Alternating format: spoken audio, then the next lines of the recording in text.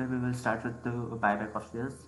तो बेसिकली उसमें 3 टेस्ट है। सबसे पहले अपन का शेयर आउटस्टैंडिंग टेस्ट, सेकंड है resource test, third one is debt equity ratio test. I will help you mostly in debt equity ratio test which will helpful for you, so focus on that part most. Okay, first one is shares outstanding test. तो इसके अंदर आपको क्या करना है, सबसे 25% of total equity shares. तो सबसे पहले आपको जितना भी आपको डाटा दे रखा होगा उसमें से आपको नंबर ऑफ इक्विटी शेयर्स पहले कैलकुलेट करना है। उसके बाद में उस नंबर ऑफ इक्विटी शेयर्स के ऊपर आपको 25% लगाना है। आपको उसकी फेस वैल्यू के ऊपर नहीं लगाना, आपको total number of equity shares के ऊपर आपको 25% लगाना है। उसके बाद आता है आपका रिसोर्स टेस्ट। रिसोर्स टेस्ट के अंदर आपको क्या करना है, 25% किसका करना है, paid up share capital and free reserve. Free reserve के अंदर अगर आपके कोई भी स्टैट्यूटरी रिजर्व है उसको आपको एक्सक्लूड करना है। तो यहाँ से आपका अमाउंट आ गया। अब अमाउंट से आपको नंबर ऑफ शेयर्स निकालने पड़ेंगे रिसोर्स टेस्ट से। तो आपने जो ऊपर अमाउंट कैलकुलेट करा 25% of paid up capital and free reserve से, उसको आपको डिवाइड करना है बायबैक, कितने प्राइस पर बायबैक कर रहे हो उससे आपको डिवाइड करना है।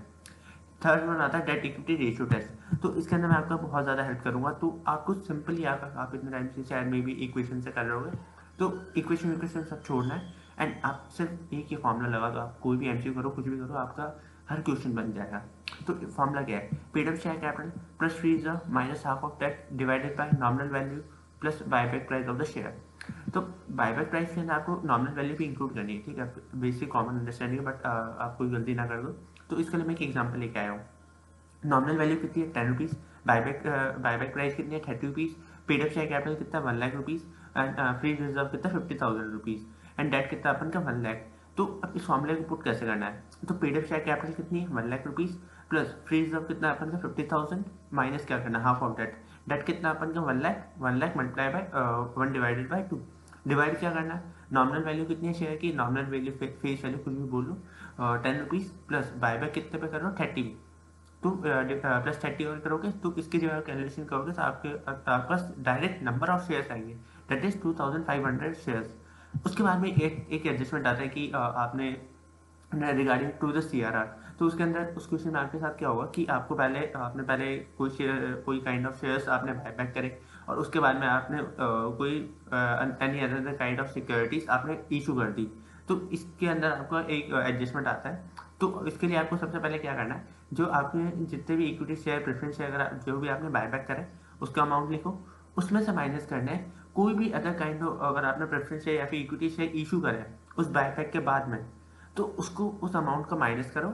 उसके बाद में इन दोनों का जो डिफरेंस आएगा वो अमाउंट ट्रांसफर होगा सीआरआर के अंदर, जो अपन लास्ट एंट्री के अंदर करता है। तो चलो एक बार एंट्रीज रिकॉल कर लेते हैं, इतना कंफ्यूजन नहीं क्रिएट करते।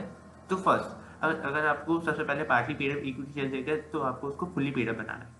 तो फुली पेड अप कैसे बनाओगे, equity share final call account debit to equity share capital account. उसके बाद में आपको पैसे आए bank account debit to equity share final call से पैसा आया तो to equity share final call account. उसके बाद में अगर आपने कोई इन्वेस्टमेंट बेची for the purpose of buyback तो bank account debit to investment account. अगर कोई लॉस होता है लॉस को वैसे भी डेबिट करता है और प्रॉफिट होता है उसको क्रेडिट करता है।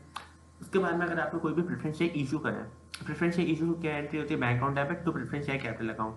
अगर कोई प्रीमियम पे इशू करे तो सिक्योरिटी प्रीमियम अकाउंट। उसके बाद में अगर आपने कोई भी शेयर्स कैंसिल करे, शेयर्स जो कि शेयर्स बॉट बाय, तो इसकी एंट्री क्या होगी, equity share capital account debit premium और buyback account debit to equity share buyback account. तो इससे इतना इजी कर, इस एंट्री को बहुत इजी करता है। आपको ये जो तीनों ना, equity share capital account debit, premium और buyback account debit to equity share buyback account, इन तीनों को आपको रिवर्स करना है।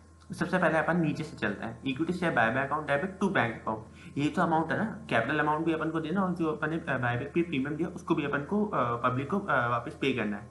तो equity share buyback account debit to bank account. उसके बाद में अपन ने जो प्रीमियम दिया उनको, वो भी तो अपन को राइट ऑफ करना पड़ेगा अपन के सिक्योरिटी प्रीमियम या फिर जनरल रिजर्व से। तो आप इसको राइट ऑफ करो किससे, सिक्योरिटी प्रीमियम अकाउंट डेबिट या फिर general reserve and PNL account debit, जो भी आपके पास बैलेंस हो, टू प्रीमियम और बायबैक अकाउंट। उसके बाद में तीसरा आता है, अब सीआरआर देखो, आपने इक्विटी शेयर कैपिटल का पूरा एडजस्टमेंट कर, इक्विटी शेयर कैपिटल अकाउंट वाली कहाँ जाएगी, ये जाएगी सीआरआर वाली एंट्री के अंदर। तो क्योंकि इतने का आपको सीआरआर बनाना होता है, जो भी अपन ने ऊपर देखा, उसके बाद प्रीमियम वाला राइट ऑफ कर दिया, इक्विटी शेयर बायबैक अकाउंट पूरा राइट ऑफ कर दिया। उसके बाद में सीआरआर, जितना equity share capital account debit ना, इसका जितना भी अमाउंट होगा ये पूरा का पूरा सीआरआर में चला जाएगा। तो अब इसकी entry general reserve account debit, PNL account debit, free reserve account debit to CRR account. Thank you, I hope it is so helpful for you guys. and keep watching.